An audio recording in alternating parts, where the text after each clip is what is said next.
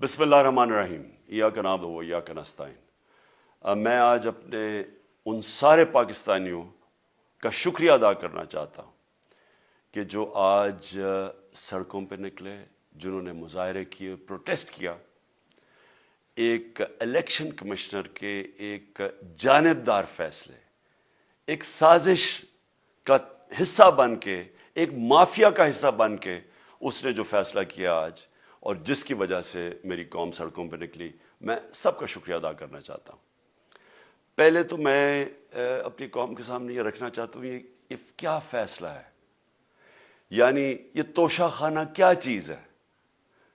توشہ خانہ وہ ہے کہ جب ملک کا پرائم منسٹر، اس کے وزیر، اس کے آرمی چیف، ان کو جب پریزنٹس ملتے ہیں، جب وہ اقتدار میں ہوتے ہیں، تو جب ان کو تحفے ملتے ہیں، تو یہ جو سارے تحفے ہیں یہ جاتے ہیں توشہ خانہ کے اندر۔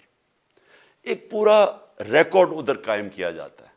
اس توشہ خانہ سے ایک قانون کے تحت آپ فیصلہ کر سکتے ہیں کہ میں ایک آدھی قیمت، ہمارے دور میں آدھی قیمت ہم دے کے ہم وہ خرید سکتے ہیں وہاں سے۔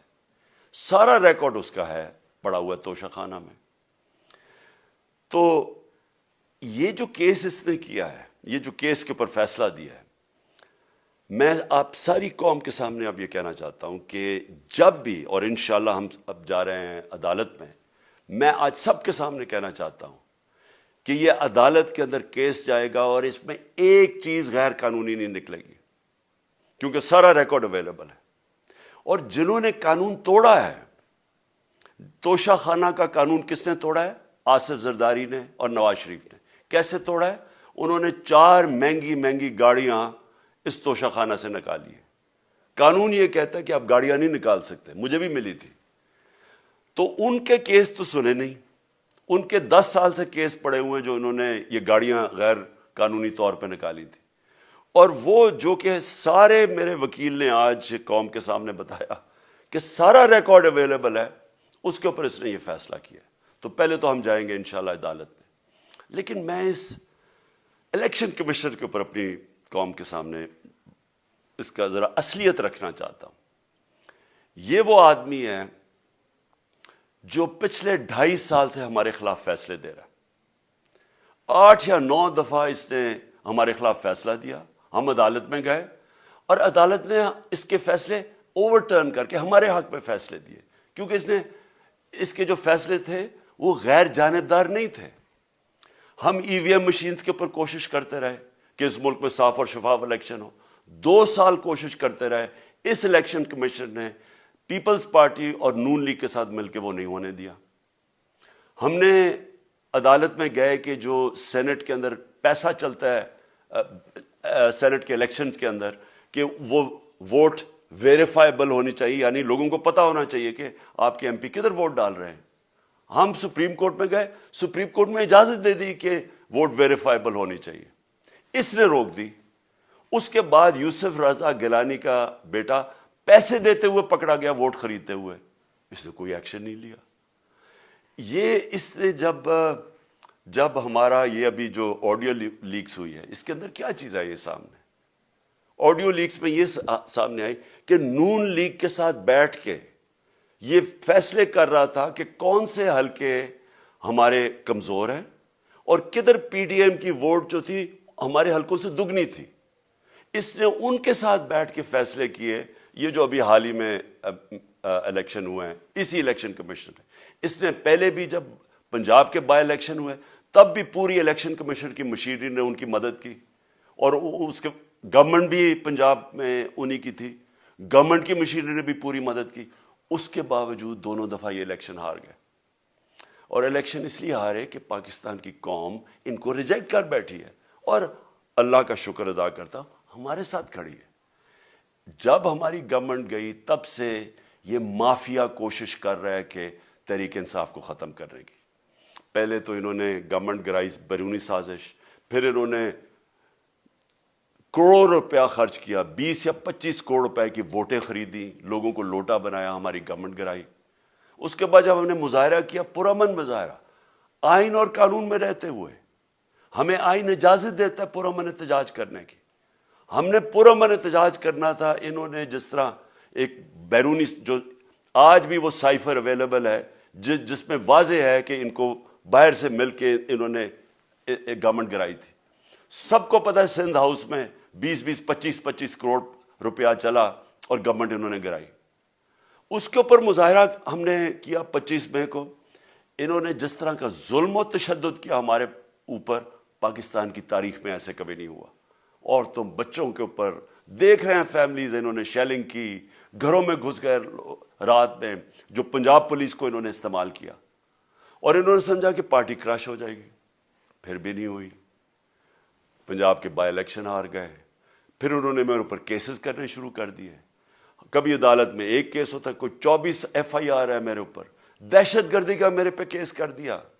کیا کیس تھا؟ ساری دنیا میں رپورٹ ہوا وہ کیس.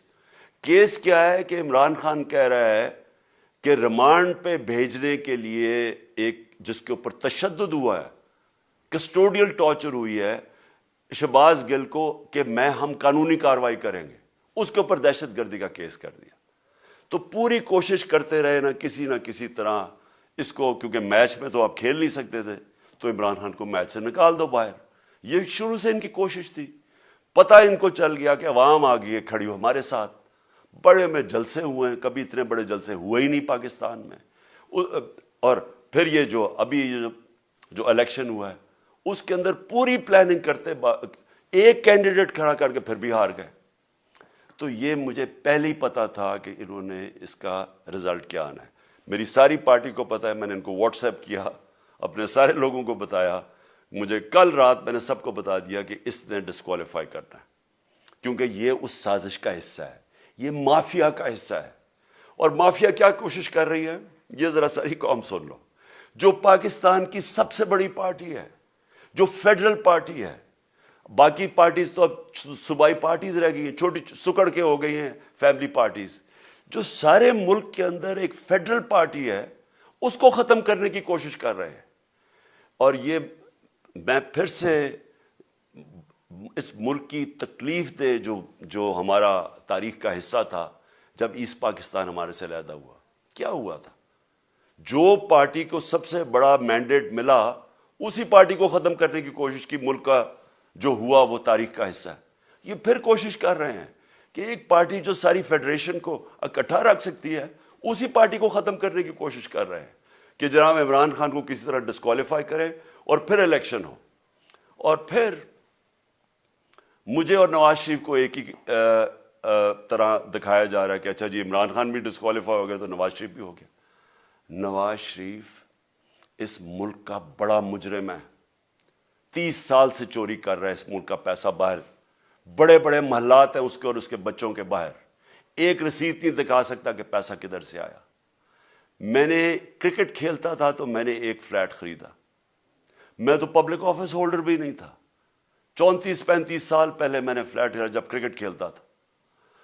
اس کے باوجود میں نے 8 مہینے عدالت کے اندر ایک ایک رسید بتائی کہ مجھے کدھر سے انکم آئی, کدھر سے آمدنی آئی, اور باہر سے حلال کے پیسے کی جو میں نے جو خرچہ جو خریدا فلیٹ, اس کو جب بیچا بینک کے تھرو پاکستان میں پیسہ لے کے آیا, اپنے ملک میں پیسہ لے کے آیا. اس کی بھی منی ٹریل تھی. عدالت نے مجھے صادق اور امین کا, اور مجھے مقابلہ اس آدمی سے کر رہے ہیں جو اربوں روپے کی پراپرٹیز لے کے بیٹھا ہوا ہے. کبھی کوئی جھوٹ بولتا ہے کہ جی مجھے قطری کھاد کے جی قطری نے پیسے دے دیے, کبھی وہ کہتا ہے یہ ہیں وہ ذرائع, وہ فیل ہو جاتا ہے. وہ بیٹی کہتی ہے میرے لندن تو چھوڑو پاکستان میں کوئی پراپرٹی نہیں ہے, اور پھر پراپرٹی نکلا.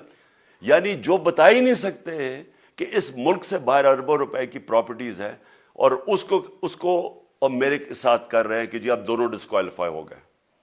اور جو سب سے شرمناک چیز کیا ہے کہ جس آدمی کی ساری پراپرٹی سب پاکستان سب ڈکلیئرڈ اپنے نام پہ, اس کو ڈسکوالیفائی کر رہے ہیں, اور یعنی میچ سے باہر رکھنے کی کوشش کر رہے ہیں.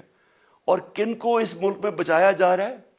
اس ملک کے بڑے بڑے مجرم جن کے اوپر اربوں روپے کے کیسز ہیں, وہ آ کے پہلے تو ان کو سازش کے تحت ملک پہ بٹھایا جاتا ہے, پھر وہ قانون اسمبلی میں بیٹھ کے نیب کا قانون چینج کرتے ہیں اور 1100 ارب روپے اپنا معاف کروا لیتے ہیں.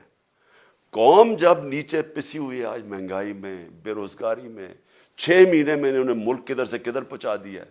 آج دنیا کہہ رہی ہے کہ پاکستان قرضے نہیں اپنے واپس کر سکتا، ہمارے بانڈز کریش کر گئے ہیں، ہماری انڈسٹری نیچے جا رہی ہے، ہمارا فورن جو پاکستان میں ڈالرز آنے تھے ایکسپورٹس بھی نیچے جا رہی ہیں، ریمیٹنس بھی نیچے جا رہی ہے، ملک کی دولت کم ہو رہی ہے، گروتھ ریٹ نیچے چلی گئی ہے، کسان علیحدہ سڑکوں پہ نکلے ہوئے ہیں، ٹیکسٹائل انڈسٹری وہ 20% بند ہو گئی ہے. 6 مہینے میں وہ پاکستان کو یہاں لے کے آئے ہیں اور اپنے صرف پیسے بچا رہے ہیں، صرف آ کے اپنی چوری بچا رہے ہیں.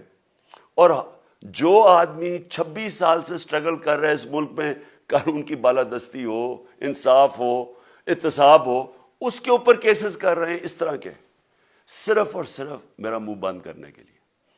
میں آج اپنی ساری قوم کے سامنے یہ آپ سب کے سامنے یہ وعدہ کرتا ہوں کہ میری جتنی بھی زندگی ہے وہ ان چوروں کا مقابلہ کرنے کے لیے. میں اس کو سیاست نہیں سمجھتا، میں اس کو جہاد سمجھتا ہوں. یہ جو مافیا بیٹھا ہوا ہے جس کا یہ حصہ ہے یہ الیکشن کمشنر، میں جب تک زندہ ہوں میں ان کا مقابلہ کروں گا. میں اپنے سارے آج جو پروٹیسٹرز بیٹھے ہیں، میں آپ سب کو آج پہلے تو شکریہ ادا کرتا ہوں. اب میں کہتا ہوں کہ اب آپ پروٹیسٹ ختم کر دیں. آج آپ پروٹیسٹ اب ختم کر دیں کیونکہ لوگ اس وقت مشکل میں ہیں اور میں نہیں چاہتا کہ میری قوم مشکل میں ہو. لیکن آپ سب تیاری کریں. میں نے کہا تھا مہینے کے اینڈ میں لانگ مارچ کروں گا اور میں پوری طرح انشاءاللہ اس ملک کی تاریخ کی یہ سب سے بڑا پروٹیسٹ ہوگا. اور یہ صرف لانگ مارچ پہ ختم نہیں ہوگا، یہ میری حقیقی آزادی کی تحریک چلتی رہے گی جب تک اس ملک کے اندر قانون کی بالادستی قائم نہیں ہوگی. اس طرح کے چور، اس طرح کے ڈاکو، اس طرح کے مافیا، اس طرح کا یہ کرپٹ الیکشن کمشنر جب تک یہ بیٹھے ہیں میری یہ تحریک چلے گی. اور میں اپنی ساری قوم کو آج کہہ رہا ہوں کہ یہ ملک ایک فیصلہ کن موڑ پہ ہے. اگر ہم جو اللہ کا حکم ہے کہ ظلم اور ناانصافی کے سامنے کھڑے ہو، جہاد کرو، اللہ کا حکم ہے امر بالمعروف، اچھائی کے ساتھ کھڑے ہو اور اس طرح کے چوروں کے خلاف کھڑے ہو، جب تک ہم قوم اس فیصلہ کن وقت پہ اب جدوجہد کرنے کے لیے تیاری نہیں کریں گے، ہم ان چوروں سے اپنی جان نہیں چھڑا سکیں گے. جہاد اللہ نے ہمارے پہ فرض اس لیے کیا ہے کہ جب ہم ظلم کا مقابلہ کرتے ہیں اپنی بہتری کرتے ہیں، ظلم کم ہو جاتا ہے. جب ہم اس طرح کی ناانصافی اور ظلم کے سامنے سر جھکاتے ہیں ہماری معاشرہ تباہ ہو جاتا ہے.